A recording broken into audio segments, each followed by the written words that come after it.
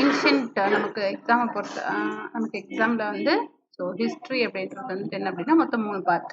So 3 பார்ட்டில் வந்து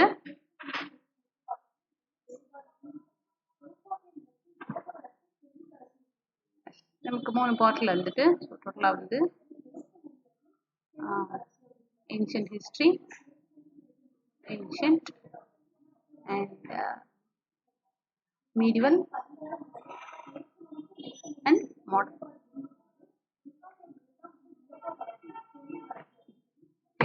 so ancient period பார்த்தோம் அப்படின்னா நமக்கு வந்துட்டு சிந்து சமவெளி இண்டஸ் வேலி சிவிலைசேஷன் ரைட்டா, சிந்து சமவெளி நாகரீகத்துல தொடங்கி நமக்கு வந்து எதோட முடியும் அப்படின்னா இந்திய பண்பாட்டின் இயல்புகள் வரைய இந்திய பண்பாட்டின் இயல்புகள், அதாவது சிலபஸ்ல கொடுத்திருக்கக்கூடியது இந்திய பண்பாட்டின் இயல்புகள்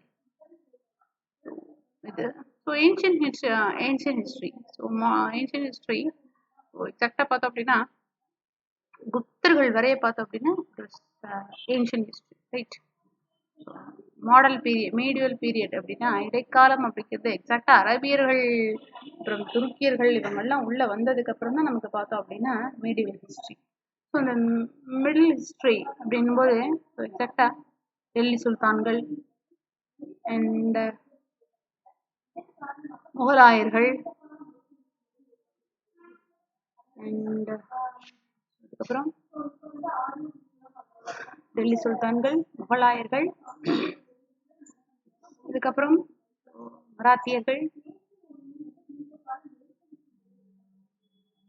மராத்தியர்களுக்கு அப்புறம் விஜயநகர பேரரசு. இதெல்லாம் நமக்கு மிடில் ஹிஸ்ட்ரி சரியா. ஸோ இப்போ நம்ம பார்க்க போறது என்ன அப்படின்னு பார்த்தீங்கன்னா ancient history. So ancient history அப்படின்னு எடுத்துக்கிட்டோம்னாலே நமக்கு ஃபர்ஸ்ட் அதிக அளவில் கொஸ்டின்ஸ் கவர் ஆகக்கூடிய ஏரியாவும் அதே மாதிரி வந்துட்டு என்ன அப்படின்னா நமக்கு வந்து இதுல இருந்து கண்டிப்பா 2 கொஸ்டினாவது கண்டிப்பா கேட்பாங்க சரியா. ஸோ அப்படி பார்க்கும்போது சிந்து சமவெளி நாகரிகம். ஸோ சிந்து சமவெளி நாகரிகம் அப்படின்னு நம்ம எடுத்துக்கிட்டோம் அப்படின்னா ஸோ இதுக்கு முன்னாடி ஒரு மனிதன் சிவிலைசேஷன் அப்படின்னா வந்துட்டு என்ன அப்படின்னா சிவிலைசேஷன் அப்படிங்கிற வார்த்தைக்கு நாகரீகம், அதாவது தனக்குன்னு ஒரு ரூல்ஸ் அண்ட் ரெகுலேஷன்ஸோட இப்படித்தான் வாழணும் அப்படிங்கிற ஒரு வாழ்க்கை முறையை வாழ கத்துக்கிட்ட காலகட்டத்தை தான் நாகரீகம் அப்படின்னு எக்ஸாக்டா சொல்லலாம் சரியா. ஸோ இந்த நாகரீகம் அப்படிங்கிறது வந்துட்டு என்ன அப்படின்னா சிவிக்ஸ் அப்படிங்கிற வார்த்தையிலிருந்து பிறந்தது தான் இந்த civilisation. So it was a Latin வார்த்தை, இது லத்தீன் மொழியிலிருந்து பிறந்தது தான் சிவிலைசேஷன். ஸோ இந்த சிவிலைசேஷன் அப்படிங்கிறதுக்கு என்ன பொருள்? சிவிக்ஸ் அப்படின்னு சொல்லக்கூடிய லத்தீன் மொழியிலிருந்து பிறந்ததுக்கு வந்துட்டு என்ன அப்படின்னா நாகரீகம் அப்படின்னு ஒரு பொருள் உண்டு. ஸோ இதுக்கு முன்னாடி இந்த சிந்து சமவெளி நாகரீகம் அப்படின்னு நம்ம சொல்றோம் இல்லையா, இந்த சிந்து சமவெளி நாகரீகம் அப்படிங்கிறதுக்கு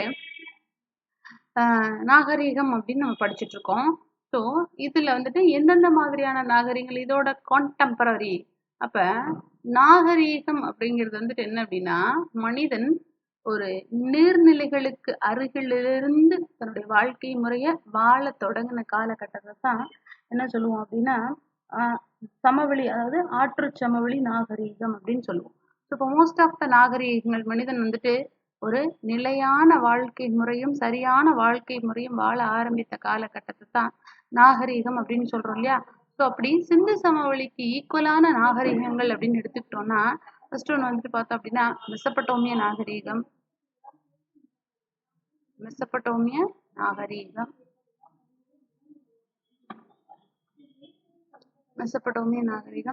ரெண்டாவது அதுக்கப்புறம் சுமேரிய நாகரீகம்.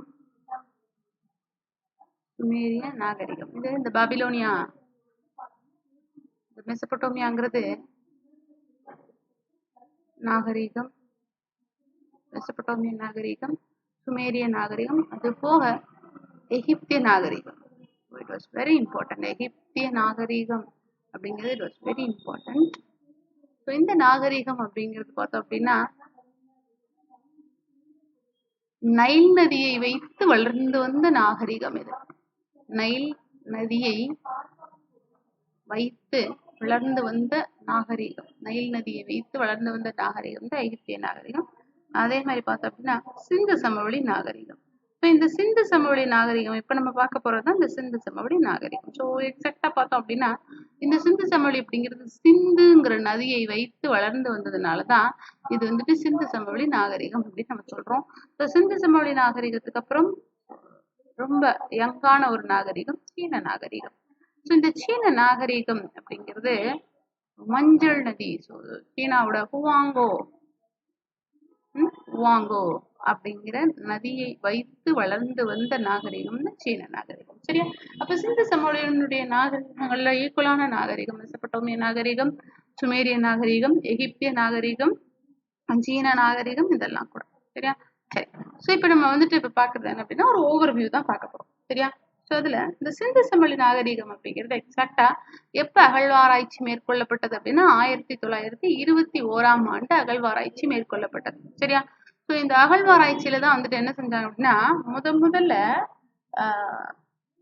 பிரிட்டிஷ் பீப்புள்ஸ் வந்துட்டு என்ன செய்வாங்க அப்படின்னா ரயில் ரோடு கன்ஸ்ட்ரக்ட் பண்றதுக்காக அதை தோண்டிட்டே வரும்போது சுட்ட செங்கற்களான நிறைய இடிபாடுகள் கிடைச்சது. ஸோ அப்ப அதை ரிசர்ச் பண்ணும்போது அதை தோண்டும் போதுதான் என்ன அப்படின்னா இப்பேற்பட்ட ஒரு மகத்தான நாகரிகம் அப்படிங்கிறது கிடைச்சது அப்படின்னு கண்டுபிடிக்கப்பட்டது. சரியா? ஸோ அதுலதான் நமக்கு வந்துட்டு என்ன மாதிரியான தகவல்கள் கிடைச்சது, மனிதன் முதலில் தோன்றிய கண்டம் எது அப்படின்னா ஸோ தெற்கு பகுதியில வந்துட்டு என்ன அப்படின்னா மிகப்பெரிய ஒரு கண்டம் இருந்ததாகவும் அந்த கண்டத்துக்கு பேர் என்ன அப்படின்னா லெமூரியா அப்படின்னு ஒரு பேர் இருந்ததாகவும் ஸோ அங்க வந்துட்டு தமிழ் மக்கள் நிறைய பேர் இருந்ததாகவும் அப்படி அங்க பேசின முதல் மொழி வந்துட்டு என்ன அப்படின்னா தமிழ் மொழி அப்படின்னு நிரூபிக்கத்தக்க சான்றுகள் நிறைய இருக்கு. அதே மாதிரி நம்ம தமிழ்ல வந்துட்டு என்ன அப்படின்னா முதல் சங்கம், இடைச்சங்கம், இந்த 2 சங்கங்களுமே வந்துட்டு என்ன அப்படின்னா அங்கதான் இருந்தது. சரியா? ஸோ அதே மாதிரி வந்துட்டு என்ன அப்படின்னா ஸோ இந்த 7 நதிகள் பாயக்கூடிய இடத்துலதான் வந்துட்டு என்ன அப்படின்னு பாத்தீங்கன்னா இந்த சிந்து சமவெளி நாகரிகம் இருந்தது. அந்த 7 நதிகள் பாயக்கூடிய நிலத்துக்கு பேர் வந்துட்டு என்ன சொல்லுவாங்கன்னா சப்த சிந்து. ஸோ ஜீலம், ஸோ ஜெனாப், ராவி, பியஸ், சட்லஜ். ஸோ இதுதான் வந்து அந்த 5 நதிகள். சட்லஜ், அது பேக சரஸ்வதி, சிந்து. ஸோ இதெல்லாம் வந்துட்டு என்ன அப்படின்னா இந்த 7 நதிகள். சரியா? இந்திய அகழ்வாராய்ச்சி துறையின் தந்தை யார் அப்படின்னா அலெக்சாண்டர் கன்னிங்ஹாம். ஸோ இந்த அலெக்சாண்டர் கன்னிங்ஹாம் தான் வந்துட்டு என்ன அப்படின்னா ஸோ இந்தியாவினுடைய தொல்லியல் துறையின் தந்தை அப்படின்னு சொல்லுவாங்க. சரியா? ஸோ இந்திய நாகரிகத்தினுடைய தொடக்க காலம் அப்படின்னு நம்ம எதை தான் சொல்லுவோம் அப்படின்னா சிந்து சமவெளி நாகரிகத்தை தான் சொல்லுவோம். இந்த மக்கள் தான் வந்துட்டு என்ன அப்படின்னா இருக்கிறதுல ரொம்ப சிவிலைஸ்டா வாழ்ந்த மக்கள். சிந்து சமவெளி மக்கள் வந்துட்டு என்ன செய்வாங்க அப்படின்னா அவங்களுக்கு வந்துட்டு தெரிஞ்ச முதல்ல வந்துட்டு மனிதன் வந்து கற்கருவிகளை பயன்படுத்த ஆரம்பிச்சான். கற்கருவிகளுக்கு அப்புறம் 2வதா வந்துட்டு என்ன அப்படின்னா மனிதன் முதலில் பழகிய உலோகம் எது அப்படின்னா செம்பு. சரியா? ஸோ அந்த செம்பு தான் வந்துட்டு என்ன செஞ்சாங்க அப்படின்னா சிந்து சமவெளி மக்கள் பயன்படுத்துறாங்க. அந்த சிந்து சமவெளி மக்களுடைய காலம் அப்படிங்கிறது செம்பு காலம். சரியா? ஸோ அதே மாதிரி வந்துட்டு என்ன அப்படின்னா இந்த சிந்து சமவெளி மக்கள் வந்துட்டு என்ன செய்வாங்க அப்படின்னு பாத்தீங்கன்னா ஸோ அவங்களுக்கு வந்து சித்திர எழுத்து முறை, அவங்க யூஸ் பண்ணக்கூடிய எழுத்து முறை நம்ம ஓவர்வியூ தான் பாக்குறோம். ஸோ சிந்து சமவெளி மக்களுடைய எழுத்து முறை என்ன முறை அப்படின்னு சொல்லுவாங்க அப்படின்னா சித்திர எழுத்து முறை அப்படின்னு சொல்லுவாங்க. ஸோ அவங்க வந்துட்டு ஸோ இந்த மாதிரி சீல் டைப்ல இருக்கும். அச்சு வடிவிலான எழுத்து முறை அப்படின்னு நம்ம சொல்லுவோம். அச்சு வடிவிலான எழுத்து முறை அப்படின்னு நம்ம சொல்லுவோம். அதே மாதிரி சிந்து சமவெளி மக்களுக்கு அவங்களோட பேர் வந்து நான் சொன்னேன்ல சித்திர எழுத்து முறை அப்படின்னு சொல்லக்கூடிய பிக்டோகிராப் அப்படின்னு இது. சரியா? ஸோ இந்த சிந்து சமவெளி மக்களினுடைய எழுத்து முறை அப்படிங்கிறது ஒரு 2 டைம் கொஸ்டின்ல கேட்டிருக்காங்க. சிந்து சமவெளி மக்களுக்கு தெரியாத உலோகம் அப்படிங்கிறது இரும்பு. சரியா? அப்ப தெரிந்த உலோகம் எது அப்படின்னா செம்பு. ரைட்டா? ஸோ உலகத்திலேயே சிந்து சமவெளி மக்கள் தான் பருத்திய முதலாக பயிரிடப்பட்டதற்கு கிரேக்க மொழியில் சித்தோன். அப்ப சிந்து சமவெளி மக்கள் வந்துட்டு என்ன செஞ்சாங்க, அவங்களுடைய மெயின் தொழிலே வந்துட்டு என்ன அப்படின்னு பாத்தீங்கன்னா பர்டிகுலரா இதுதான் அவங்களுடைய மெயின் தொழில் அப்படின்னு கிடையாது. ஸோ அவங்களுக்கு ஆனா இருக்கிறதுலே வந்துட்டு என்ன அப்படின்னா அதிக அளவுல வந்துட்டு என்ன அப்படின்னா பருத்தியை முதல் பயிரிட தெரிஞ்ச டெக்னாலஜி தெரிஞ்சிருக்கு. அதே மாதிரி வந்துட்டு என்ன அப்படின்னா இவங்க வலமிருந்து இடமாகவும் அதே மாதிரி வந்துட்டு என்ன அப்படின்னா இடமிருந்தும் வலமாகவும் அப்படின்னு சொல்லக்கூடிய 6 ஆக்ட் மெத்தட். சரியா? ஸோ இப்படி எழுதி முடிக்கிறோம் இல்லையா, இங்க முடிச்சுட்டு இதோட கண்டினியூஷன் இப்படி எழுதுவாங்க. ஸோ இப்படி அந்த 6 ஆக்ட் மெத்தட் அப்படி சொல்லக்கூடிய இடமிருந்து வலமாகவும் வடமிருந்து இளமாகவும் எழுதுறவங்க தான் யார் அப்படின்னு பாத்தீங்கன்னா சிந்து சமவெளி மக்கள். சிந்து சமவெளி மக்கள் லாட் ஆஃப் த சீல்ஸ் அப்படின்னு சொல்லக்கூடிய நிறைய சின்னங்களை என்ன செஞ்சாங்க அப்படின்னா வியாபாரத்திற்கு பயன்படுத்தினர். சிந்து சமவெளி மக்கள் விளையாட்டு பொருட்கள் செய்ய எதை பயன்படுத்தினாங்க அப்படின்னா சுடுமண்ணை பயன்படுத்தினாங்க. சரியா, சிந்து சமவெளி மக்கள் விளையாட்டு பொருட்களை பயன்படுத்துவதற்காக சுடுமண், அதே மாதிரி வந்துட்டு என்ன அப்படின்னா வீடு கட்டுவதற்கும் சுட்ட செங்கற்களை பயன்படுத்தினாங்க. சிந்து சமவெளி மக்களுக்கு குதிரை பற்றின நாலேஜ் கிடையாது. அதுக்கு பதிலாக வந்துட்டு என்ன அப்படின்னா அவங்க முதலில் பழக்கிய விலங்கு எது அப்படின்னா நாய். சரியா, ஸோ அந்த நாய், அதே மாதிரி எருது, ஸோ அதுக்கப்புறம் வந்துட்டு என்ன அப்படின்னா காளை, இந்த மாதிரியான விலங்குகளை பற்றின நாலேஜ் இருந்தது. பட் ஆனால் வந்துட்டு என்ன கிடையாது, குதிரையை பற்றின நாலேஜ் கிடையாது. ஸோ நம்ம ஒரு ஜஸ்ட் ரிவிஷன் கொடுக்குறோம். சரியா, சிந்து சமவெளி மக்களுடைய முத்திரைகள் எத்தனை வகையில் எத்தனை டைப்ஸ்ல இருந்தது அப்படின்னா 10 வகையான வடிவங்கள்ல நமக்கு கிடைச்சிருக்கு. ஸோ அகழ்வாராய்ச்சியில் கிடைத்த மிகவும் பெரிதாக எழுதப்பட்டுள்ள எழுத்தினுடைய நீளம் இன்னவரை நமக்கு கிடைச்சது வந்துட்டு என்ன அப்படின்னா 37 சென்டிமீட்டர் நீளம் வந்துட்டு அந்த எழுத்துக்கள் நமக்கு கிடைச்சிருக்கு. ஹரப்பாவிற்கும் மொஹஞ்சதாரோவிற்கும் வந்துட்டு என்ன அப்படின்னா 400 மைல். சரியா, அப்படி சிந்து சமவெளி நாகரிகத்துல வந்துட்டு 6 மிகப்பெரிய சிட்டிஸ் இருந்தது. ஸோ அந்த 6 மிகப்பெரிய சிட்டிஸ் என்னென்ன சிட்டிஸ் அப்படின்னு பாத்தீங்கன்னா, ஃபர்ஸ்ட் ஒன்னு ஹரப்பா, மொஹஞ்சதாரோ,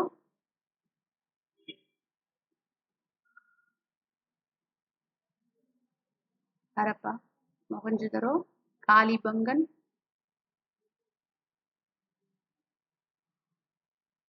ராஜஸ்தான்,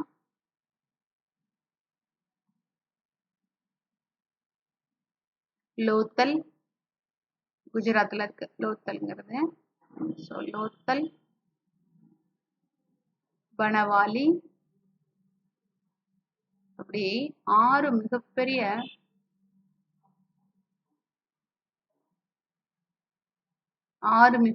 நகரங்கள் இருந்தது. அதே மாதிரி 2000த்திற்கும் மேற்பட்ட கிராமங்கள் இருந்தது. சரியா, சிந்து சமவெளி நாகரிகத்துல 6 மிகப்பெரிய நகரங்கள், அதே மாதிரி வந்துட்டு என்ன அப்படின்னா 2000த்திற்கும் மேற்பட்ட கிராமங்கள் இருந்தது.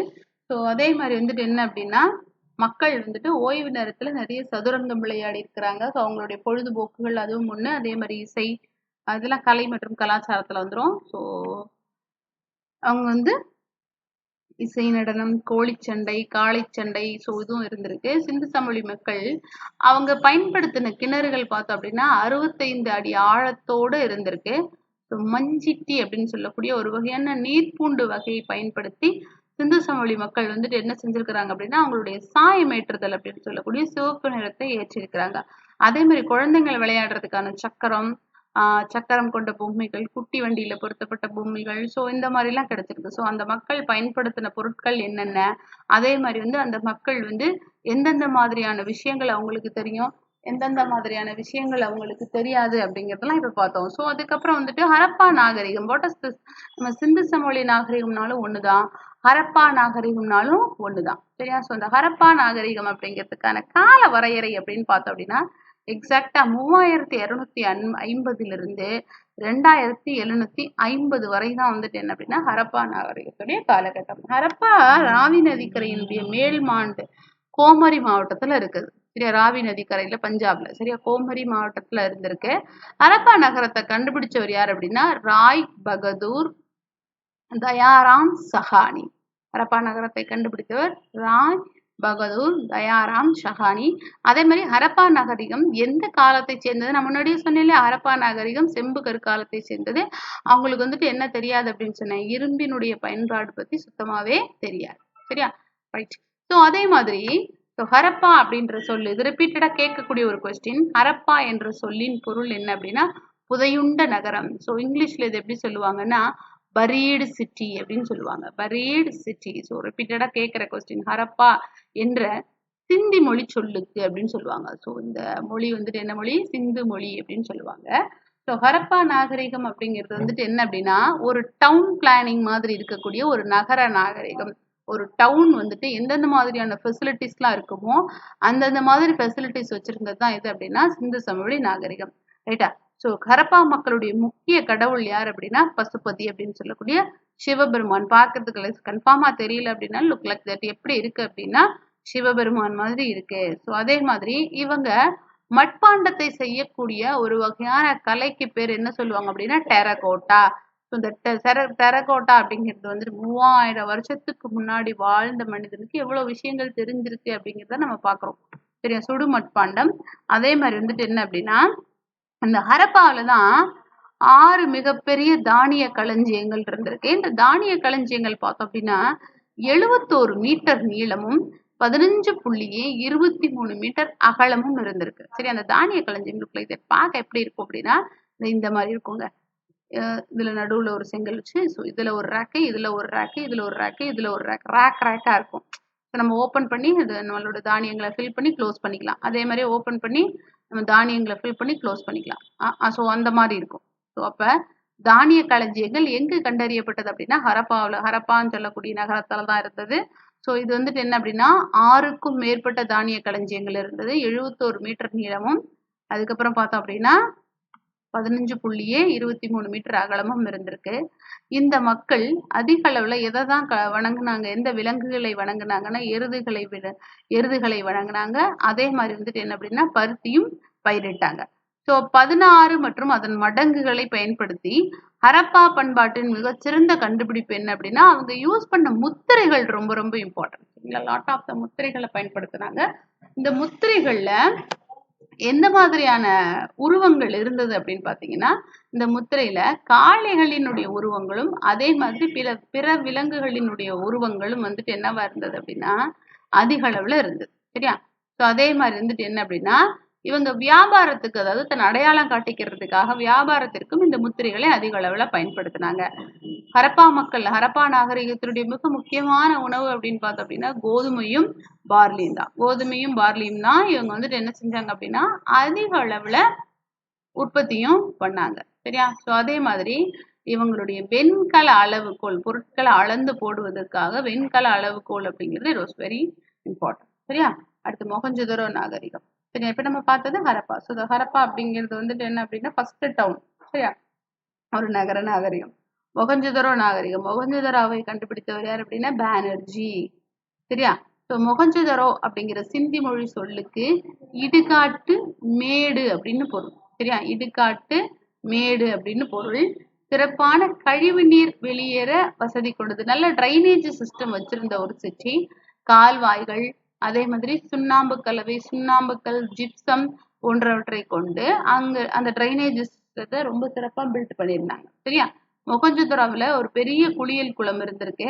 ஸோ இந்த குளியல் குளம் பார்த்தோம் அப்படின்னா 11.8 மீட்டர் நீளமும் 7.1 மீட்டர் அகலமும் 2.4 மீட்டர் ஆழமும் கொண்டது. ஆடை மாற்றும் அறையும் இங்கு காணப்பட்டது. இந்த குளத்துல நீர்வர செங்கலான குழாய்கள் உள்ளன. நீருக்குள் செல்ல அகலமான படிக்கட்டுகளும் இருந்திருக்கு. அதாவது எப்படி இருக்கும் அப்படின்னா இந்த மாதிரி ஒரு குளம் இருக்கும்பா. இது ஃபுல்லா வந்துட்டு என்ன இருக்கும் அப்படின்னு பாத்தீங்கன்னா படிக்கட்டுகள். ஸோ பக்கத்துல 2 ரூம் இருந்திருக்கு. ஸோ இந்த இதுல வந்துட்டு என்ன அப்படின்னா இது வந்துட்டு அவுட்புட்டு, இது இன்புட்டு. அதாவது தண்ணியை வந்துட்டு என்ன செய்யறது, இந்த பைப்பை தண்ணியை வந்துட்டு தண்ணி அழுக்கான உடனே என்ன செஞ்சிருது அப்படின்னா தண்ணியை வெளியேற்றுறதுக்காக ஒரு பைப்பு. ஸோ அதுக்கப்புறம் வந்துட்டு என்ன அப்படின்னா இந்த பைப்பை அடைச்சோடனே தண்ணியை உள்ள கொண்டு வர்றதுக்காக ஒரு பைப்பு. ஸோ அந்த அளவுக்கு ரொம்ப சிவிலைஸ்டான பீப்புள்ஸ் இவங்க. ரைட்டா? ஸோ என்ன செஞ்சிருக்காங்க அப்படின்னா நகரங்கள் அப்படிங்கிறது 2 பகுதிகளாக பிரிக்கப்பட்டிருந்துச்சு. நகரத்தினுடைய மேல் பகுதி, நகரத்தினுடைய கீழ்ப்பகுதி அப்படின்னு. மேல் பகுதி, கீழ்ப்பகுதி. ஸோ இந்த மேல் பகுதி எப்படி சொல்லுவாங்கன்னா சிட்டாடல் அப்படின்னு சொல்லுவாங்க. மேல் பகுதி சிட்டாடல். இங்கேதான் வந்துட்டு அதிக அளவுல வந்துட்டு கோட்டைகள் அதிகமா இருந்தது. அந்த கோட்டைகள் இருந்ததுனால நகரத்தினுடைய அரசர்கள் இருந்திருக்கலாம், அதாவது மேன்மக்கள் யாராவது இருந்திருக்கலாம் அப்படின்னு அறியப்படுகிறது.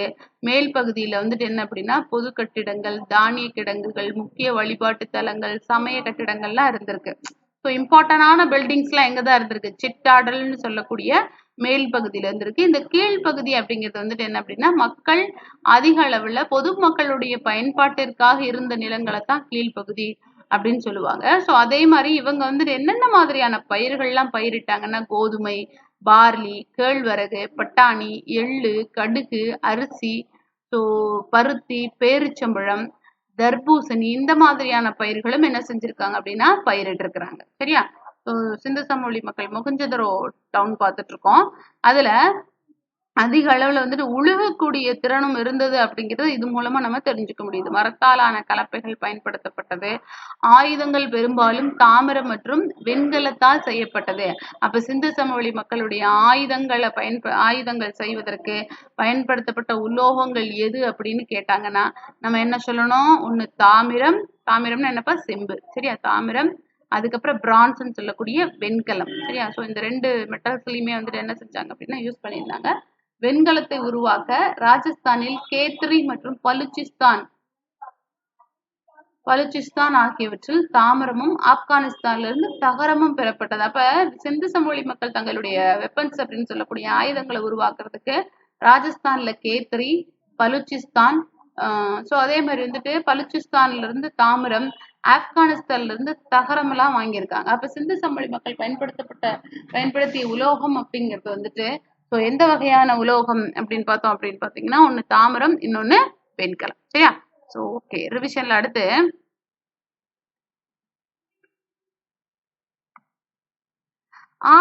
ஆடைகளில் அதிகமாக என்ன பண்ணியிருக்காங்க? ஆபரணங்கள், அதாவது தங்கம், வெள்ளி, தந்தம் மற்றும் தாமிரங்கள் அதுவும் அதிக அளவுல பயன்படுத்தியிருக்காங்க. மட்பாண்டம் செய்யக்கூடிய ஸ்டேட்மெண்ட் வைஸ் கொஸ்டின்ஸ்லாம் இருக்கு தெரியுமா? அதுல எல்லாம் இந்த மாதிரியான ஸ்டேட்மெண்ட்லாம் கேட்பாங்கப்பா. அது அதனால ரொம்ப இம்பார்ட்டன்ட். சரியா? மட்பாண்டம் செய்யும் சக்கரம் பயன்பாட்டில் இருந்தது. மட்பாண்டங்கள் வந்துட்டு எந்த மாதிரி? சிவப்பு, அதுக்கப்புறம் கருப்பு நிறத்திலானது. இந்த கொஸ்டின் ஒரு தடவை கேட்டிருந்தாங்க, ஒரு ஸ்டேட்மெண்ட் கேட்டிருந்தாங்க. சிந்து சமவெளி மக்களுடைய மட்பாண்டங்கள் சிவப்பு மற்றும் கருப்பு நிறத்திலான பூ வேலைப்பாடுகள் கொண்டது. பூ வேலைப்பாடுகள் கொண்டது அப்படின்றது. சரியா? ரைட். ஸோ அதே மாதிரி வந்துட்டு என்ன அப்படின்னா இவங்க வந்து தாயக்கட்டை விளையாடி யூஸ் பண்ணியிருக்கிறாங்க. ஸோ அதுக்கப்புறம் பார்க்குறோம் அப்படின்னா மொஹஞ்சதாரோவில் இதான் ரொம்ப இம்பார்ட்டன்ட். இது இல்லாத கொஸ்டின்ஸை பார்க்கவே முடியாதுப்பா. மொஹஞ்சதாரோவில் நடனமாடும் மங்கையின் வெண்கல உருவம் கண்டெடுக்கப்பட்டது. நடனமாடும் மங்கையின் வெண்கல உருவம் கண்டெடுக்கப்பட்டது. ஓகே, அப்ப இந்த நடனம் ஆடக்கூடிய மங்கையினோட உருவம் எங்கு கண்டறியப்பட்டது? மொஹஞ்சதாரோ. எந்த உலோகத்தால் இருந்தது அப்படின்னா வெண்கல உருவத்தால் இருந்தது. ஸோ அதே மாதிரி அறுவடைக்காக அரிவாள் போன்ற கருவிகளையும் பயன்படுத்தி இருக்கிறாங்க. இது பெரும்பாலும் எந்த மாதிரி தான் இருந்திருக்கு அப்படின்னா வெண்கலத்தாலே செய்யப்பட்டிருந்திருக்குது. சரி, வெண்கலத்தால் செய்யப்பட்டிருந்திருக்குது. அன்றைய கால முத்திரைகளில் ஓவியங்களிலும் காளை மாடுகளுடைய உருவம் என்னவாகுது? முக்கிய இடம் பெறுகிறது. அதே மாதிரி ஆடுகள், யானைகள், ஒட்டகங்கள், கழுதைகள், நாய்கள், பூனைகள் எல்லாமே வளர்க்கப்பட்டிருக்கு. அப்படி மனிதன் எல்லா விலங்குகளையும் வளர்ந்திருக்காங்க. அதுல வந்துட்டு என்ன கிடையாது? குதிரையினுடைய பயன்பாடு பத்தி கிடையாது. குதிரையும் பத்தி அவங்களுக்கு தெரியாது. அப்ப சிந்து சமவெளி மக்கள் முதலில் பழக்கிய விலங்கு எது அப்படின்னு பாத்தீங்கன்னா நாய். சரியா? ஸோ அதே மாதிரி வந்துட்டு என்ன அப்படின்னா ஆட்டு இறைச்சி வந்துட்டு என்னவா இருந்திருக்கு? உணவா இருந்திருக்கு. அதே மாதிரி அதனுடைய ரோமத்தை வந்துட்டு என்ன பண்ணியிருக்காங்க? குளிர்கால உடைகளின் மூலப்பொருளாகவும் வச்சிருந்திருக்காங்க. வீட்டுக்காவலுக்கு நாய்கள், தானியங்களை சூறையாடும் எலிகளை அழிக்க பூனைகள் அப்படின்னு எல்லா விதமான விலங்குகளையுமே வளர்த்திருக்காங்க. ஸோ அந்த அளவுக்கு பீப்புள்ஸ் ரொம்ப சிவிலைஸ்டான பீப்புள்ஸ். ஸோ முக்கிய உணவுகள் அப்படின்னு பார்த்தோம்னா கோதுமை, பார்லி, திணை, பால், மாட்டு இறைச்சி, ஆட்டு இறைச்சி, மீன். ஸோ இதெல்லாம் கூட வந்துட்டு என்ன அப்படின்னா முக்கியமான உணவுகள். இவங்களுடைய இது வந்து ரிப்பீட்டடா கேட்கக்கூடியதுப்பா. சிந்து சமவெளி மக்களுடைய முக்கியமான தொழில் என்ன அப்படின்னு பார்த்தோம்னா ஃபர்ஸ்ட் ப்ரையாரிட்டி விவசாயத்துக்கும், செகண்ட் ப்ரையாரிட்டி ஹண்டிங்னு சொல்லக்கூடிய வேட்டையாடுதலுக்கும், அடுத்து பார்த்தோம் அப்படின்னா மீன் பிடித்தலுக்கும் கொடுத்துருக்காங்க. சரியா? அப்ப சிந்து சமவெளி மக்களுடைய முக்கியமான தொழில்கள் என்ன அப்படின்னு பார்த்தோம்னா ஒண்ணு விவசாயம். சரியாப்பா? ஒண்ணு விவசாயம். ரெண்டாவது இது வேட்டையாடுதல். சரியா? ரெண்டாவது வேட்டையாடுதல். ஸோ மூணாவது மீன் பிடித்தல். அப்ப சிந்து சமவெளி மக்களுடைய முக்கியமானது எது அப்படின்னு கேட்டாங்க அப்படின்னா என்ன சொல்லணும்? ஒண்ணு விவசாயம். ஸோ இன்னொன்று வந்துட்டு என்ன அப்படின்னு விவசாயம், ஸோ அதுக்கப்புறம் வேட்டையாடுதல், அதுக்கப்புறம் மீன் பிடித்தல். ஸோ இதெல்லாம் வந்துட்டு என்ன அப்படின்னா அவங்களுடைய முக்கியமான தொழில்கள். ஸோ இதுவும் வந்துட்டு என்ன அப்படின்னா அடிக்கடி எக்ஸாம்ஸ்ல கேட்கக்கூடியது. அதே மாதிரி வந்துட்டு எருமையை ஒரு மனிதன் வேட்டையாடும் முத்திரை சின்னங்கள். அப்ப வந்துட்டு இது மூலியமா நம்ம என்ன தெரிஞ்சுக்க முடியுது? அவங்களுக்கு ஹண்டிங்னு சொல்லக்கூடிய வேட்டையாடுதல் திறனும் இருந்திருக்கு அப்படின்னு நம்மளால தெரிஞ்சுக்க முடியுது. சரியா? அதே மாதிரி இவங்ககிட்ட அதிக அளவுல முத்திரைகள் கண்டுபிடிச்சோம் அப்படின்னு சொன்னோம் இல்லையா? அதே மாதிரி இவங்க மீன் படகுகள், வலை, ஸோ இந்த மாதிரியான உருவங்கள் பதிக்கப்பட்ட இதுவும் வந்துட்டு எடுத்திருந்திருக்காங்க. அந்த முத்திரைகளும் நமக்கு கிடைச்சிருந்திருக்கு. உயர்மட்டத்தினர் மட்டுமே என்ன செஞ்சாங்க அப்படின்னா பருத்தி ஆடைகளை அணிந்தனர். எளிய மக்கள் சணல் கம்பளி ஆடைகளையும் பயன்படுத்திருக்காங்க. அப்ப இதுல இருந்து இன்கேஸ் நெகட்டிவ் வைஸ் கொஸ்டின்ஸ் கேட்டாலும் நமக்கு தெரியும். சரியா? ஸோ யார் வந்துட்டு அதிக அளவுல பருத்தி ஆடைகளை அணிந்தாங்க அப்படின்னு பார்த்தோம்னா உயர்மட்டத்தினர் மட்டுமே பருத்தி ஆடைகளை அணிந்தனர். எளிய மக்கள் என்ன செஞ்சிருக்காங்க சணல் மற்றும் கம்பளி ஆடைகளை தான் பயன்படுத்தியிருக்காங்க. சரியாப்பா? அதே மாதிரி மொஹஞ்சதாரோவில் மிகப்பெரிய கட்டட அமைப்பு அப்படின்னு பார்த்தோம்னா தானிய களஞ்சியம் 150 அடி நீளமும் 50 அடி அகலமும் கொண்டது. அதே மாதிரி ஒரு சமூக கூடமும் மாடி கட்டிடமும் வந்துட்டு அதாவது பெரிய ஆடிட்டோரியமும் சமூக கூடமும் மாடி கட்டிடமும் வந்து இருந்திருக்கு. ரைட். ஸோ இதுல இருந்து கொஸ்டின்ஸ் எப்படி எதிர்பார்க்கலாம்? இதுல இருந்து பார்த்தோம் அப்படின்னா மொஹஞ்சதாரோவில் அடிக்கடி ரிப்பீட்டடா கேட்டது நடனம் ஆடும் பெண் சிலையின் உருவம் எங்கு கண்டெடுக்கப்பட்டது. ஸோ அதே மாதிரி சிந்து சமவெளி மக்களுடைய கருவிகள் எதால் ஆனது? அதிகபட்சமாக வெண்கலத்தால் ஆனது. அதே மாதிரி வந்துட்டு பார்த்தோம் அப்படின்னா இவங்க ஆடுகள் யானைகள் ஒட்டகங்கள் கழுதை நாய்கள் பூனைகள் இதையெல்லாம் கூட வளர்த்துருந்துருக்காங்க. ஸோ அதுக்கப்புறம் பார்த்தோம் அப்படின்னா இவங்களுடைய முக்கியமான தொழில் அப்படின்னு பார்த்தோம்னா விவசாயம் வேட்டையாடுதல் மீன் பிடித்தல் இதெல்லாம் கூட. சரியா? ரைட். ஸோ எக்ஸ்பெக்டட் கொஸ்டின்ஸ் கேட்கலாம் கேஸ். ஸோ அதுக்கடுத்து மொஹஞ்சதாரோ பார்த்தோம். அதுக்கடுத்து ஒரு மிகப்பெரிய சிட்டி எது அப்படின்னா லோத்தல். ஸோ இந்த லோத்தல் அப்படிங்கிறது எஸ்.ஆர். ராவ் அப்படிங்கிறவரால 1957 கண்டுபிடிக்கப்பட்டதுதான் வந்துட்டு என்ன அப்படின்னா லோத்தல். ஸோ இது எங்க இருக்கு எக்ஸாக்டா அப்படின்னா குஜராத் மாநிலத்தில் அகமதாபாத் மாநிலத்தில் வந்துட்டு என்ன இருக்கு அகமதாபாத் மாநிலத்துல வந்துட்டு அகமதாபாத் மாவட்டத்துல இருக்கு. Sorry it is my mistake. So இது எங்க இருக்கு அப்படின்னு பார்த்தோம் அப்படின்னா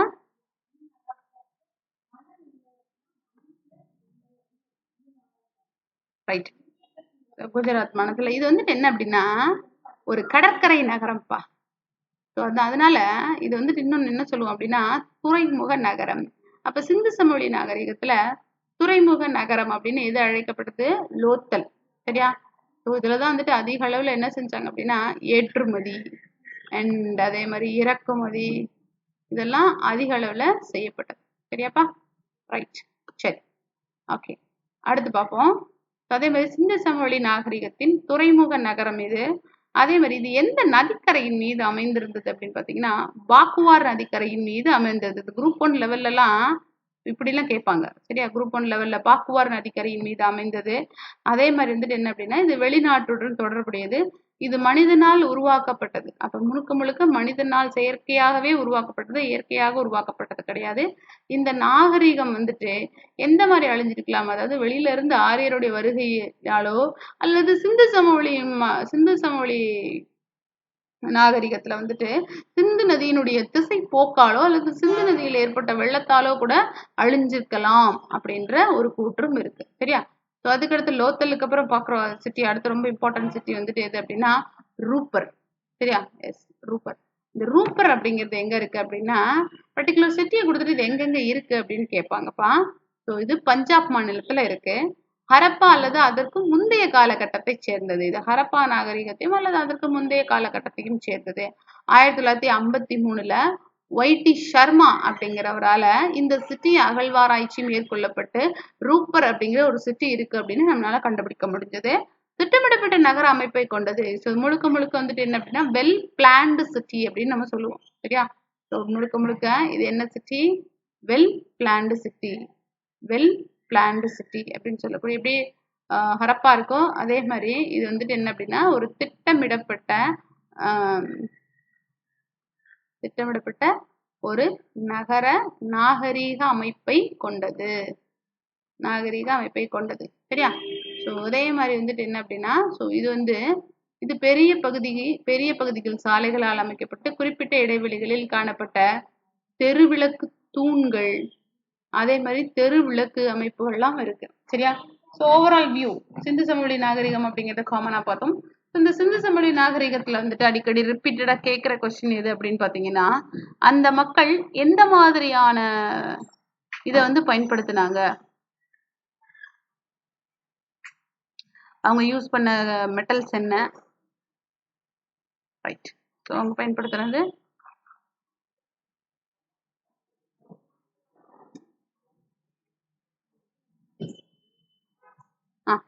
அவங்க எந்த மாதிரியான மெட்டல்ஸ் யூஸ் பண்ணாங்க அப்படின்னு பார்த்தோம் அப்படின்னா ஸோ அவங்க யூஸ் பண்ணது செம்பு, இரும்பு பற்றி பயன்படுத்த தெரியாது. அதே மாதிரி அவங்க உலோகங்கள், கற்கருவி, அவங்களுடைய உலோகங்கள் இதெல்லாம் எதுல செஞ்சாங்க?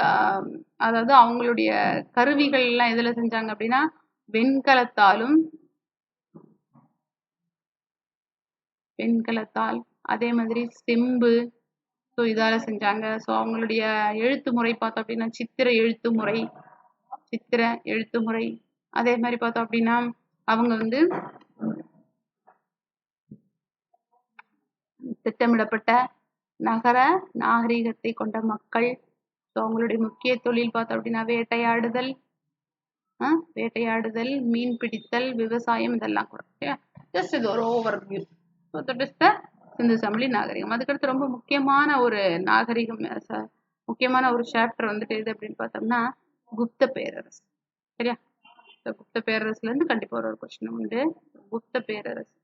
இந்த குப்த பேரரசு அப்படின்னு எடுத்துக்கிட்டோம் அப்படின்னா குப்தர்கள் கால வரலாற்றை எழுதுவதற்கு ஏராளமான, ஏதாவது ஹிஸ்டரியில வந்து ஏதாவது ஒரு இம்பார்ட்டன்டான சாப்டர் படிக்கிறோம், அல்ல இம்பார்ட்டன்ட் கிங்டம் படிக்கிறோம் அப்படின்னா அதுக்கான எவிடன்ஸ் எல்லாமே எதையுமே படிக்கணும். சரியா? அப்படியே குப்த பேரரசை தெரிந்து கொள்வதற்காகவும் குப்த பேரரசை அறிந்து கொள்வதற்காகவும் வந்துட்டு என்ன அப்படின்னா கிடைத்த சான்றுகள்லாம் என்னென்ன அப்படின்னு பார்த்தோம் அப்படின்னா, ஸோ அதுக்கு வந்துட்டு என்ன அப்படின்னா நமக்கு ஏராளமான சான்றுகள் இருக்கு. அதை லாட் ஆஃப் த இதை வந்துட்டு வகைப்படுத்தலாம். அப்படி எப்படி வகைப்படுத்தலாம் அப்படின்னு பார்த்தோம்னா, ஸோ இலக்கிய பொறிப்புகள், அப்புறம் அவங்கள்ட்ட இருந்து கிடைச்ச நாணயங்கள், ஸோ இதெல்லாம் ரொம்ப இம்பார்ட்டன்ட். ஸோ குப்த அரசர்கள் பத்தின இன்ஃபர்மேஷன் நமக்கு எங்கெங்கெல்லாம் கிடைக்குது அப்படின்னு பார்த்தோம் அப்படின்னா விசாக தத்தர் எழுதின சமகால நூல்களான தேவி சந்திர குப்தம், முத்ராட்சசம், இது ரெண்டுமே தேவையான அளவு தகவல்களை கொடுக்குது. அதே மாதிரி 2ஆம் சந்திரகுப்தருடைய ஆட்சி காலத்தில் இந்தியாவிற்கு வந்த சீன பயணி பாகியானுடைய குறிப்புகள் வந்துட்டு என்ன அப்படின்னா குப்த பேரரசினுடைய சமூக பொருளாதார சமய நிலைகளை நமக்கு வந்துட்டு என்ன கொடுக்குது அப்படின்னா எடுத்து கொடுக்குது. ஸோ அப்ப 2ஆம் சந்திரகுப்தரின் காலத்துல இந்தியாவிற்கு வருகை தந்த சீன பயணி யாரு, அந்த டிராவலர் யார் அப்படின்னு பார்த்தோம் அப்படின்னா பாகியான். ரைட்டா? சரி. அதே மாதிரி இது போக மெஹருலி இரும்புத்தூண் கல்வெட்டில் இருந்தும் அதே மாதிரி அலகாபாத் கற்றூன் கல்வெட்டில் இருந்தும் குப்த வரலாற்று சான்றுகள் நமக்கு எக்கச்சக்கமா கிடைக்குது. சரியா? ஸோ அதுக்கப்புறம் பார்த்தோம் அப்படின்னா அப்ப குப்தர்களுடைய சமூக மற்றும் பொருளாதார வாழ்க்கை வரலாற்றை எடுத்து உரைக்கக்கூடியது எது அப்படின்னு பார்த்தோம் அப்படின்னா ஸோ அவங்களுடைய பாகியான் இந்தியாவுக்கு வந்தப்போ இந்தியாவில் கிடைச்ச அந்த ஹிண்ட்ஸ் எல்லாம் வந்துட்டு பாகியான் தன்னுடைய குறிப்புகள்ல வந்துட்டு என்ன செஞ்சிருந்தார் அப்படின்னா பயண குறிப்புகளாக பதிவு பண்ணி வச்சிருந்தார்.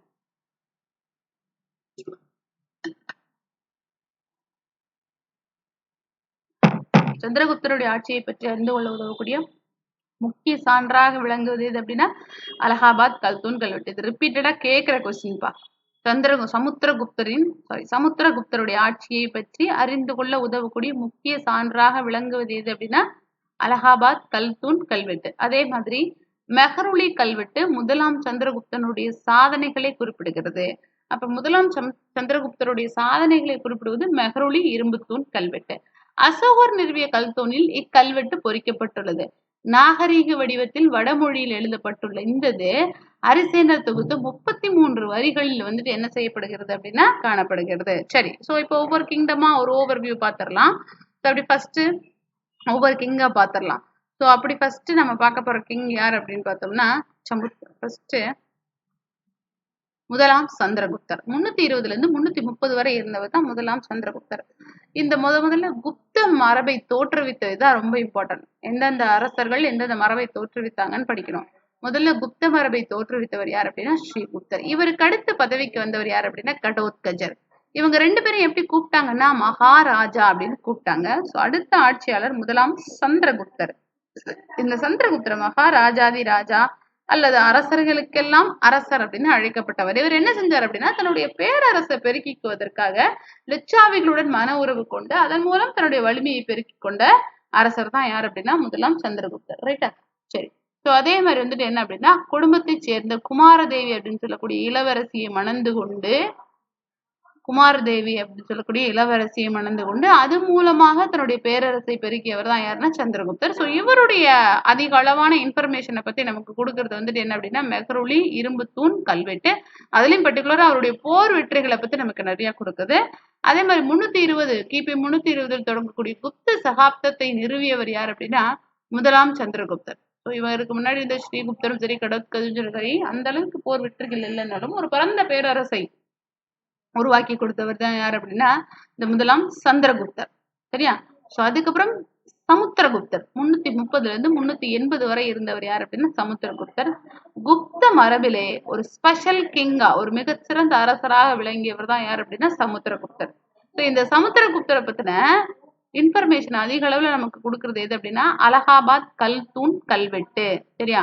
So it was very very இம்பார்ட்டன்ட்பா. அடிக்கடி கொஸ்டின்ஸ் ரிப்பீட்டடா கேட்கக்கூடிய கொஸ்டின் சமுத்திரகுப்தரை பற்றிய இன்ஃபர்மேஷனை நமக்கு கொடுக்கக்கூடிய கல்வெட்டு அலகாபாத் கல்தூன் கல்வெட்டு. ஸோ இவருடைய இதை பார்த்தோம் அப்படின்னா அவருடைய படையெடுப்புகள் அப்படிங்கிறது மொத்தம் 3 நிலைகள்ல வரையறுக்கப்படுகிறது. எந்த மாதிரியாக வரையறுக்கப்படுகிறது அப்படின்னா பாருங்க, வட இந்திய ஆட்சியாளருக்கு எதிராக மேற்கொண்ட படையெடுப்பு, தென்னிந்திய ஆட்சியாளர்களுக்கு எதிராக புகழ்மிக்க தட்சிணாபதா படையெடுப்பு, வட இந்திய ஆட்சியாளர்களுக்கு எதிரான 2வது படையெடுப்பு, சமுத்திரகுப்தர் தமது 1வது படையெடுப்பில் அச்சுதன் நாகவாணன் இருவரையுமே முறியடித்து அதுக்கப்புறம் என்ன செஞ்சிருக்காரு அப்படின்னா தன்னுடைய நாடுகளை சமுத்திரகுப்தர் கொஞ்சம் கொஞ்சமா இணைச்சிருக்கிறாரு. அதுக்கப்புறம் சமுத்திரகுப்தருடைய ஸ்பெஷல் இது வந்துட்டு என்ன அப்படின்னா தென்னிந்திய அரசர்களுக்கு எதிராக அவர் படை நடத்தி சென்றது அப்படிங்கிறது வந்துட்டு என்ன அப்படின்னா இன்னும் ரொம்ப முக்கியமானது. ஸோ அவரது தென்னிந்திய படையெடுப்பின் போது 12 ஆட்சியாளர்களை முறியடித்ததாக அலகாபாத் கல்தூன் கல்வெட்டு நமக்கு இன்ஃபர்மேஷன் கொடுக்குது. சரியா? ஸோ அதே மாதிரி சமுத்திரகுப்தருடைய 3வது படையெடுப்பு அப்படின்னா வட இந்திய பகுதிகள் மீதி இருந்த வட இந்திய பகுதிகள் முழுவதும் கைப்பற்றுவதுதான் அவருடைய நோக்கமாக இருந்திருக்குது. 9 அரசர்களுக்கு எதிராக போரிட்ட அவர் வந்துட்டு என்ன செஞ்சிருக்கிறாரு அப்படின்னா ஒரு மிக பரந்த பேரரசு அப்படின்னு சொல்லக்கூடிய ஒரு மிகப்பெரிய கிங்டமையும் உருவாக்குனவர். அவர்களது 9 அரசர்கள் பெயர்களும் என்னவாயிருக்கு அப்படின்னா இவருடைய கல்வெட்டில் இடம்பெற்றிருக்கு. அப்ப பரவலாக இவருடைய போர் வெற்றிகளை பற்றி கூறக்கூடிய கல்வெட்டு எது அப்படின்னா இவருடைய அலகாபாத் கல்தூன் கல்வெட்டு. சரியா? எஸ் நெக்ஸ்ட் அதுக்கடுத்து பார்த்தோம் அப்படின்னா இந்த ராணுவ வெற்றிக்கு பிறகு சமுத்திரகுப்தர் எந்த யாகத்தை நடத்தினார் அப்படின்னா அசுவமேத யாகத்தை நடத்தினார். ஸோ அதுக்கப்புறம் தன்னுடைய ராணுவ சாதனைக்காக இவர் எப்படி கூப்பிடுவாங்க இந்திய நெப்போலியன். அப்ப இந்திய நெப்போலியன் என்று அழைக்கப்பட்ட குப்த மன்னர் யார் அப்படின்னு பார்த்தோம் அப்படின்னா சமுத்திரகுப்தர்.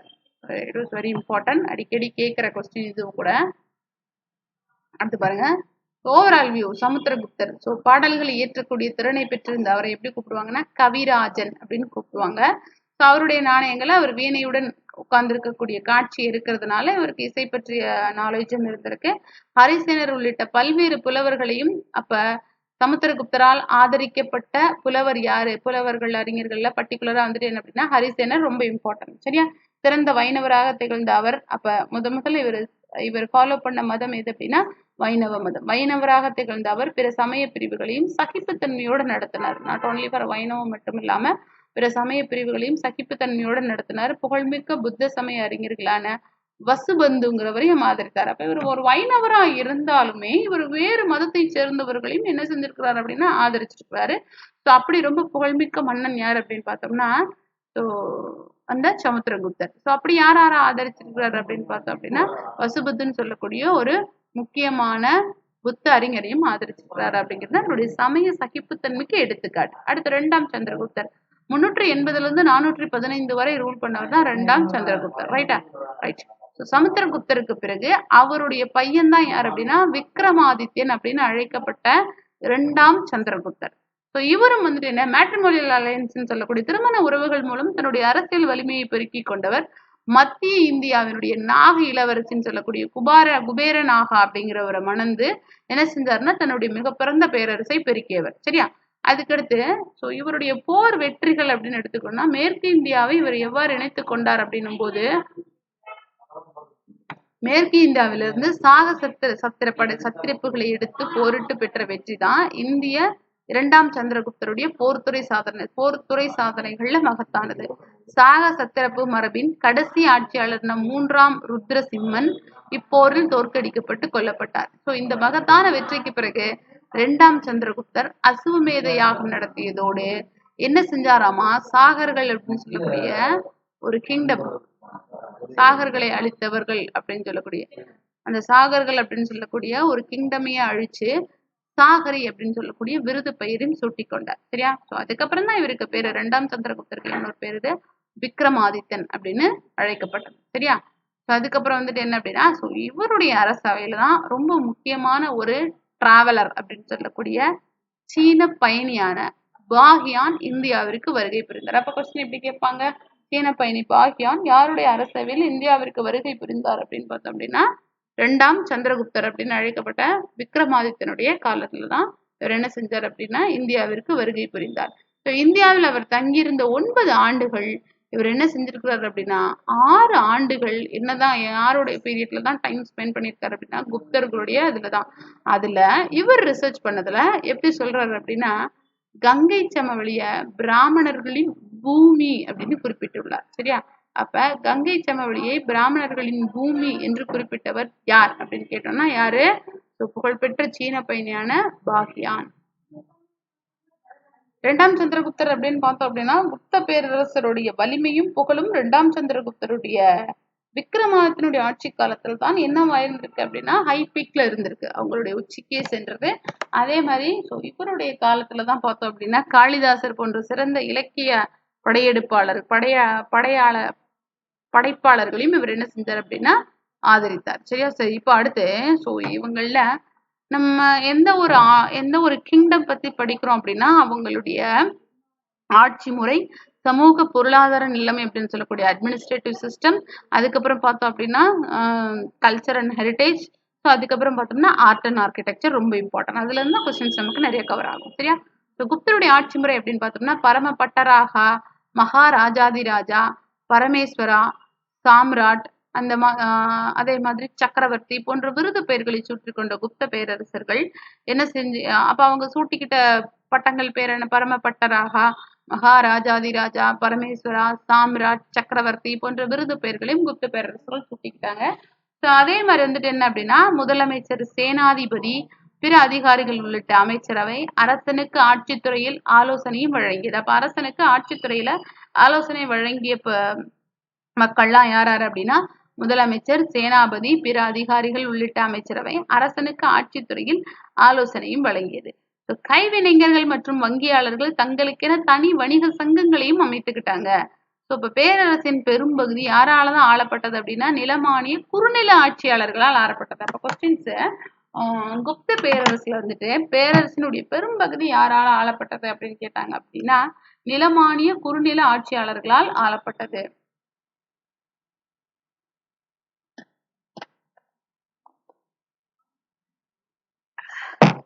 அதே மாதிரி பேரரசனுடைய எல்லை பகுதியில பேரரசிற்கு கப்பம் கட்டும் அரசர்கள், பேரரசிற்கு 3 விதமான கடமைகள் அதே மாதிரி 3 விதமான கடமைகள் இருந்தது. என்னென்ன அப்படின்னு பார்த்தோம் அப்படின்னா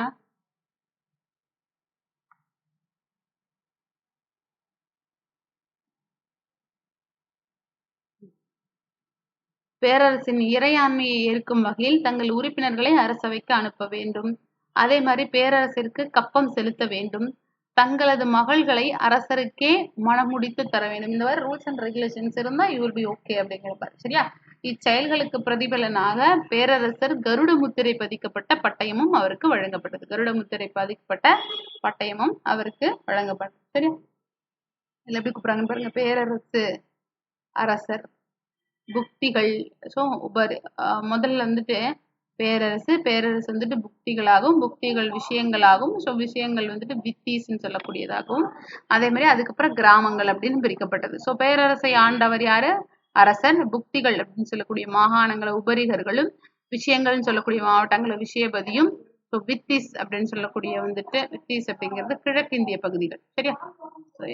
அதுக்கடுத்து கிராமங்களை வந்துட்டு கிராமிகர்கள் அப்படின்னு சொல்லக்கூடிய கிராமத்து தலைவர்களும் ஆண்டவர். நிலங்களின் வகைகள். சேத்ரா அப்படின்னா என்ன அர்த்தம் அப்படின்னா சாகுபடி நிலங்கள், கண்டினியூஸா சாகுபடி பண்ணக்கூடிய சாகுபடி நிலங்கள். கிலா அப்படின்னா தரிசு நிலம். அப்ரஹடா அப்படின்னு பாத்தீங்கன்னா வனம் அல்லது காட்டு நிலம்.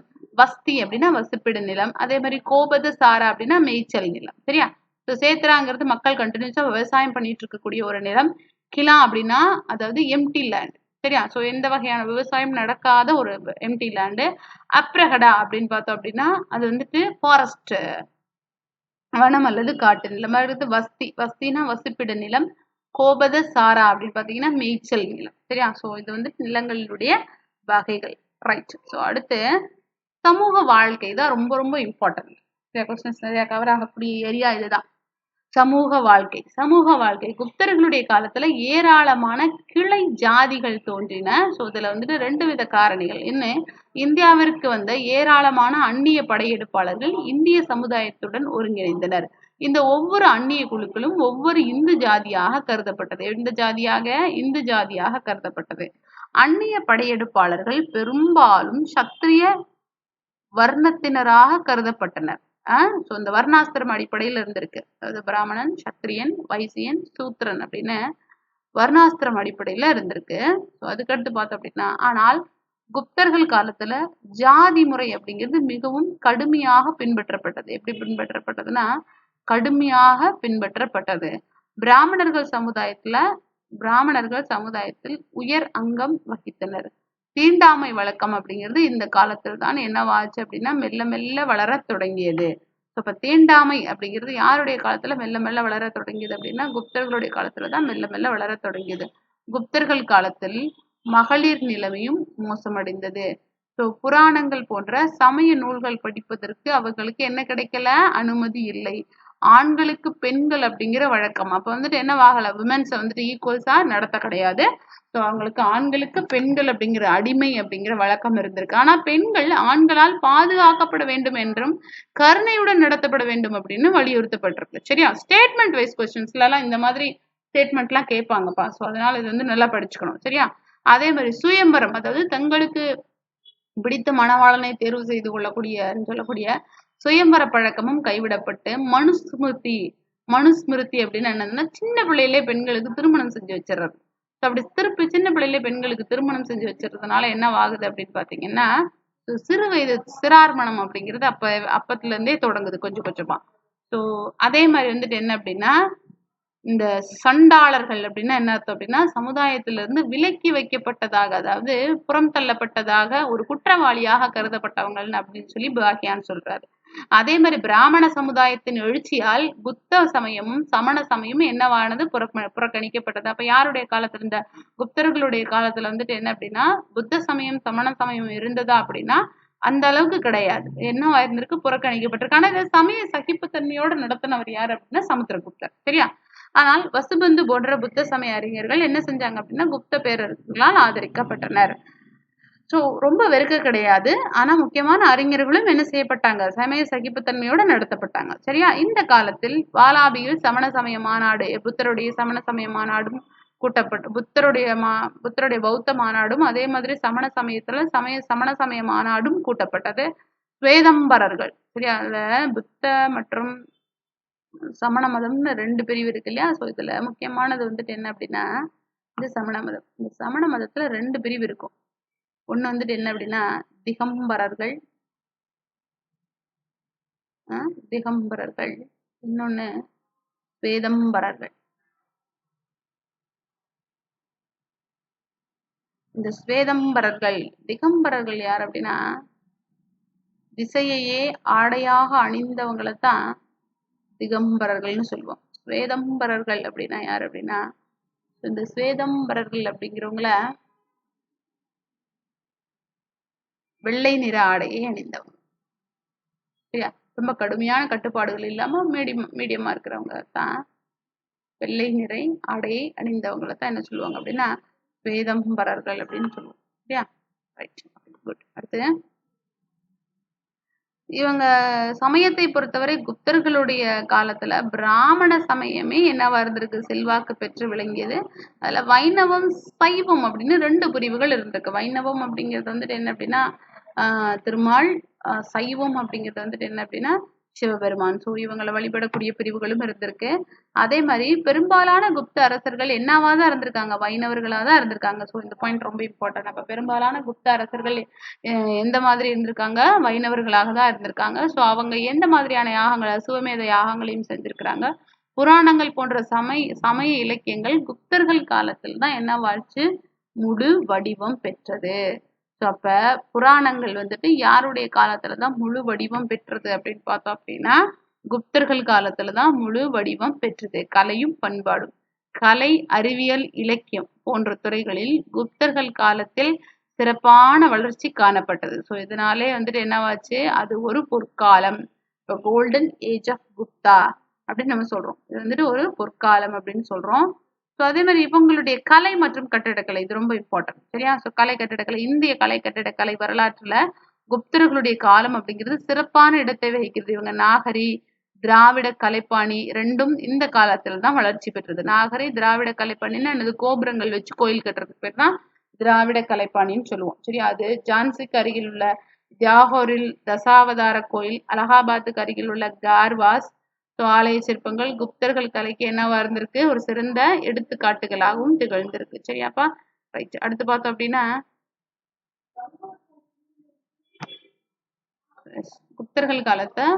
குப்தர்கள் காலத்துல உலோகியவியல் நன்கு வளர்ச்சி பெற்றிருந்தது.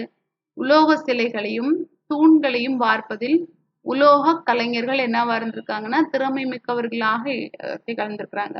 தற்போது பர்மிங்ஹாம் அருங்காட்சியகத்தில் சுல்தான்கஞ்ச் அப்படிங்கிற இடத்துல முதலில் கண்டெடுக்கப்பட்ட செம்பாலான புத்தர் சிலை 7 அடி உயரமும் சுமார் 1 டன் எடையும் கொண்டதாக.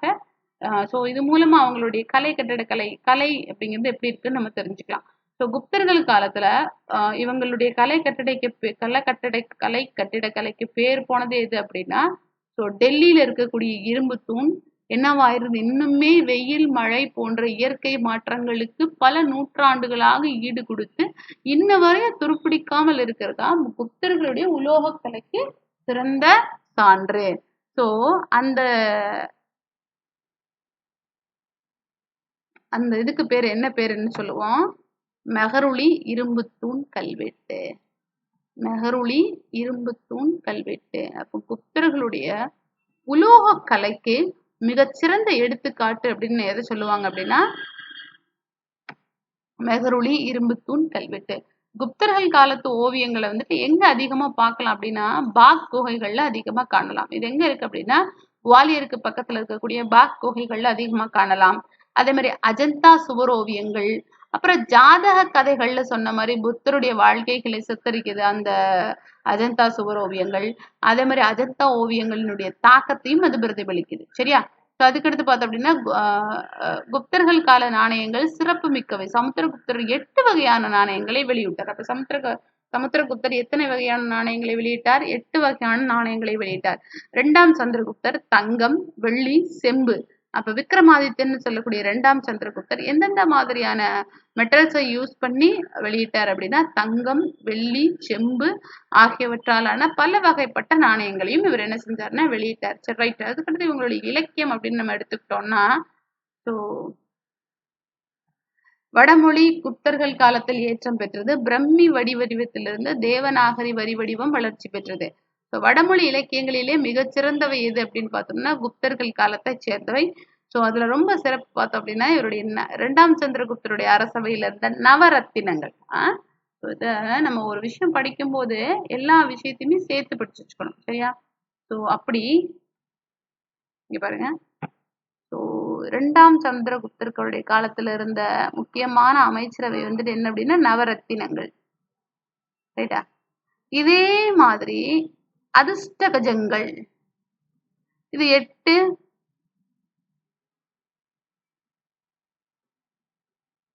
அமைச்சரவையை கொண்ட அதிர்ஷ்ட கஜங்கள்.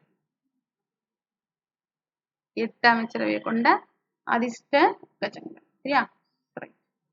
ஸோ அதே மாதிரி அஷ்டபிரதான்ஸ், இது மராத்தியருடைய அமைச்சரவையில இருந்த முக்கியமான அமைச்சரவை அஷ்டபிரதான்ஸ். ஸோ அப்போ ஞாபகம் வச்சுக்கணும், நவரத்தினங்கள் குப்தருடைய காலத்துல, அதிர்ஷ்ட கஜங்கள் விஜயநகர பேரரசருடைய காலத்துல இருந்தது. அதே மாதிரி அஷ்டபிரதான்ஸ் அப்படின்னு சொல்லக்கூடியது மராத்தியருடைய அரசவையில, எஸ்பெஷலி ஃபார் சிவாஜியோட அரசவையில இருந்தது. இந்த அதிர்ஷ்ட கஜங்கள் அப்படிங்கிறது வந்துட்டு யாருடைய காலத்துல அப்படின்னா கிருஷ்ணதேவராயருடைய காலத்திலும் இருந்தது. ஸோ இதை அதோட படிக்கும்போது கொஞ்சம் நினைவுல வச்சுக்கிட்டோம் அப்படின்னா நமக்கு ஈஸி. ஸோ இந்த நவரத்தினங்கள், இப்போ கம்மிங் டு தி பாயிண்ட், இந்த நவரத்தினங்கள்ல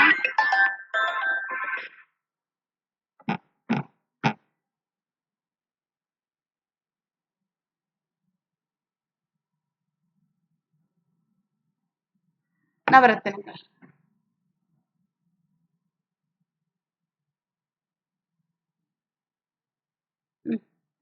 நவரத்தினங்கள் காளிதாசர். இந்த காளிதாசர் யார் அப்படின்னா தலை சிறந்த படைப்பாளர், சாகுந்தலத்தின் ஆசிரியர், தலை சிறந்த கவிஞர், நாடக ஆசிரியர் மற்றும் மிக மிக முக்கிய சமஸ்கிருத மொழி ஆசிரியர் யார் அப்படின்னா இந்த காளிதாசர். அதே மாதிரி அமரசிம்மர். அமரசிம்மர் யார் அப்படின்னா சமஸ்கிருத அமரகோசத்தின் ஆசிரியர். அடுத்து சப்னாஜ், புகழ்மிக்க வானியல் அறிஞர், இவர் வானியல் துறையில் சாதனை படைத்தார். அடுத்து தன்வந்திரி. தன்வந்திரி யார் அப்படின்னா மருத்துவ அறிவியலில் மிகப்பெரிய சாதனை புரிந்தவர். ஸோ இவர் தான் யார் அப்படின்னா ஆயுர்வேதத்தின் தந்தை என்று அழைக்கப்படுபவர் யாருன்னா தன்வந்திரி. சரியா? அதே மாதிரி வந்துட்டு என்ன அப்படின்னா இவர் நோயினை கண்டறிதலில் என்ன மாதிரியான நோய் அப்படின்றத கண்டறிந்து ஒரே நோய்க்கு பல்வேறு விதமான முறை இது அப்படின்னு பல வகையான மெடிசன்ஸ் மூலமா வந்துட்டு கியூர் பண்ணக்கூடியவர். அதே மாதிரி வரிச்சி. ஒரு வரிச்சி யார் அப்படின்னு பார்த்தோம் அப்படின்னா லாங்குவேஜ், அதுக்கப்புறம் வந்துட்டு கிராமர்னு சொல்லக்கூடிய இலக்கணத்தில் தலை சிறந்தவர். அடுத்து வராகமீரர். இவர் வந்துட்டு என்ன அப்படின்னா உலக புகழ்பெற்ற படைப்பான புருஷ கீதாவின் ஆசிரியர், அதுக்கப்புறம் வானியல் நிபுணர். அதுக்கடுத்து கடாக்பர். இந்த கடாக்பர் யார் அப்படின்னா கலை மற்றும் கட்டடக்கலை இன்ஜினியர். ஷங்கு. இந்த ஷங்கு யார் அப்படின்னு பார்த்தோம் அப்படின்னா புவியியலில் தலை சிறந்தவர். அதே மாதிரி வேட்டர் பத்ரா. இவர் யார் அப்படின்னா மெஜிஷியன் அப்படின்னு சொல்லக்கூடிய மாயாஜாலம் மற்றும் தந்திர அறிவியலில் புகழ் பெற்றவர். சரியா? ரைட். ஸோ இவங்க அடுத்து குப்தர்கள் அப்படின்னு எடுத்துக்கிட்டோம்னா உங்களுடைய சயின்ஸை ஸ்கிப் பண்ணாம நம்ம படிச்சுக்கணும். சரியா? கணிதம், வானியல், ஜோதிடம், மருத்துவம் போன்ற துறைகளில் குப்தர்கள் காலத்துல பெரும் முன்னேற்றம் இருந்தது. ஸோ அதே மாதிரி வந்துட்டு என்ன அப்படின்னு பார்த்தோம்னா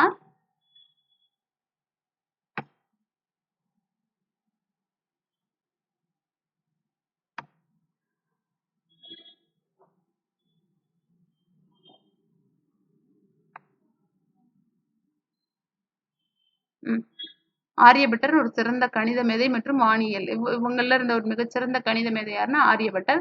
499ஆம் நூற்றாண்டுல ஆரிய பைத்தியம் அப்படிங்கிற ஒரு நூலையும் எழுதினார். அது கணிதம் மற்றும் வானவியல் நூலோடு தொடர்புடையது. அதே மாதிரி சூரிய மற்றும் சந்திர கிரகணம் ஏற்படுவதுங்கிறது எப்படின்னு அறிவியல் அடிப்படையில் விளக்கிய முதல் வானியல் அறிஞர் யார் அப்படின்னு பாத்தீங்கன்னா ஆரியபட்டர். அவரோட ஆரியவட்டியம் அப்படிங்கிற நூல்லே விளக்கியிருப்பார்.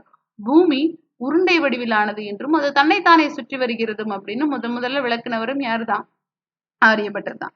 அதே மாதிரி வராகமீரரோட 5 வானியல் அமைப்புகளை கூறும் பஞ்ச சித்தாந்திகா அப்படிங்கிற நூல் ரொம்ப ரொம்ப ஃபேமஸ். சரியா? ஜோதிட கலையின் சிறந்த புலமை உடையவராகவும் யார் இருந்திருக்கிறார் அப்படின்னா இந்த வராகமீரர் இருந்திருக்கிறார்.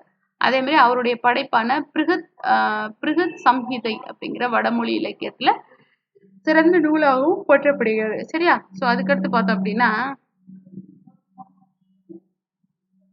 அவர் எழுதிய பிருகத் ஜாதகம் என்ற நூல் ஜோதிட கலைக்கு அடிப்படையாக கருதப்படுகிறது. மருத்துவத்துறையில் சிறந்த மேதையானவர் யார் அப்படின்னா வாக்பட்டர்.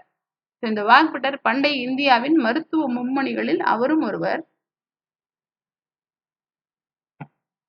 குப்தர் காலத்திற்கு முன்பு வாழ்ந்த தரகர் மற்றும் சுஸ்ருதர். தரகர்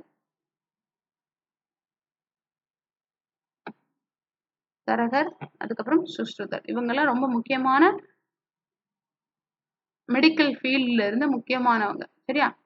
அதே மாதிரி வந்துட்டு என்ன அப்படின்னா இவருடைய சரகர் சுஸ்ருதர் இவங்களுடைய அஷ்டாங்க சம்பிரகம் அல்லது மருத்துவத்தின் 8 பிரிவுகள் அப்படிங்கிற நூலை எழுதினவர் யார் அப்படின்னா வாக்பத்தர். சரிங்களா? அவங்களை தொடர்ந்து வாக்பத்தருடைய அஷ்டாங்க சம்பிரகம் அப்படிங்கிற நூல் வந்து இட் இஸ் வெரி ஃபேமஸ். ரொம்ப முக்கியமான ஒன்று. ஸோ இது வந்துட்டு என்ன அப்படின்னா மருத்துவம் அப்படின்னா எப்படி இருக்கும் அப்படின்றத உலகத்துக்கு விளக்குனதா இது. சரியா? ரைட். ஸோ அதுக்கடுத்து குப்தர்களுக்கு அப்புறம் நம்ம பார்க்கறது வந்து சில கொஸ்டின்ஸ் பார்த்துடலாம் பாருங்க.